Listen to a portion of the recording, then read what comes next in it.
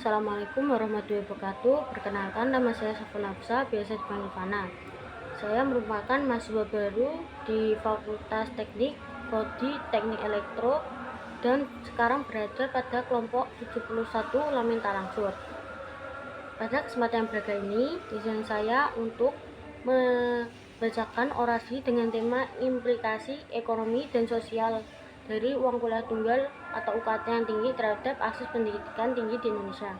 Teman-teman yang saya banggakan, pendidikan adalah hak dasar setiap warga negara yang harus dijamin oleh negara, bagaimana tercantum dalam Undang-Undang Dasar 1945. Namun realitas yang kita hadapi saat ini mewujudkan bahwa masih banyak tantangan yang menghalangi tercapainya hak tersebut. Salah satu tantangan terbesar adalah tingginya biaya pendidikan tinggi yang seringkali diwujudkan dalam bentuk uang kuliah tunggal atau UKT. UKT yang tinggi memiliki dampak ekonomi yang signifikan bagi banyak keluarga di Indonesia. Ketika biaya pendidikan tinggi menjadi beban yang berat, banyak orang tua yang harus mengorbankan kebutuhan lain demi membiayai pendidikan anak-anak mereka. Tidak jarang mereka harus mengambil pinjaman atau berhutang yang pada akhirnya menambah beban keluarga. Hal ini tidak saja tidak adil, terutama bagi keluarga yang berasal dari kalangan menengah ke bawah.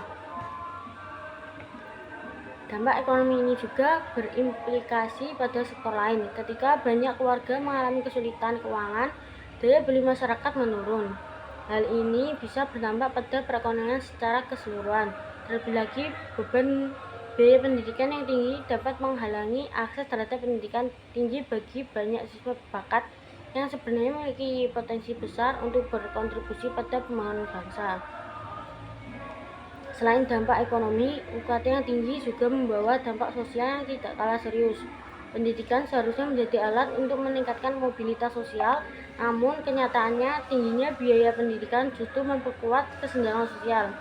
Anak-anak dari keluarga kurang mampu seringkali terpaksa mengubur mimpi mereka untuk melanjutkan pendidikan ke jenjang yang lebih tinggi, sementara anak-anak dari keluarga mampu dengan mudah mendapatkan akses berkualitas. Akibatnya, kesenjangan antara kaya dan miskin semakin lebar dan potensi generasi muda yang seharusnya bisa membawa perubahan positif bagi bangsa ini menjadi terhambat.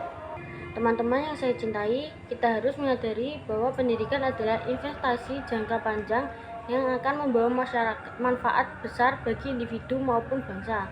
Oleh karena itu, pemerintah dan semua pihak terkait harus berupaya untuk membantu pendidikan tinggi lebih terjangkau. Beberapa langkah yang dapat dilakukan antara lain adalah meningkatkan subsidi pendidikan, memperluas beasiswa bagi siswa berprestasi dari keluarga kurang mampu, serta mengembangkan sistem pendidikan vokasi yang lebih terjangkau dan sesuai dengan kebutuhan pasar kerja. Kita sebagai generasi muda juga harus ikut berperan aktif dalam menyuarakan pentingnya akses pendidikan yang merata dan adil. Mari kita berjuang bersama mewujudkan sistem pendidikan yang inklusif di mana setiap anak bangsa memiliki kesempatan yang tanpa terkendala oleh biaya. Demikian orasi yang dapat saya sampaikan. Semoga